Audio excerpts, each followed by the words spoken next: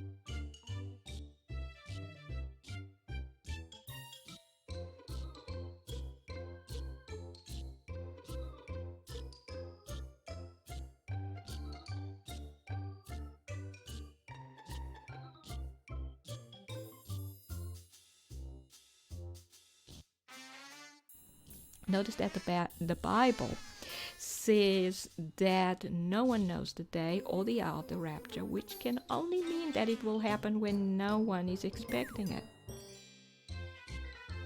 If the Word of God tells us that we cannot know the day by trying to guess the day, we are saying that we do not believe what the Bible says. This is why Lucifer is so keen to get us to try and find the date. He uses numbers, he will use codes inbuilt in the news that he puts out in the world. He will draw your attention to the clock, which says 3:33, because he wants you to hope that it is now, only to have your hopes dashed.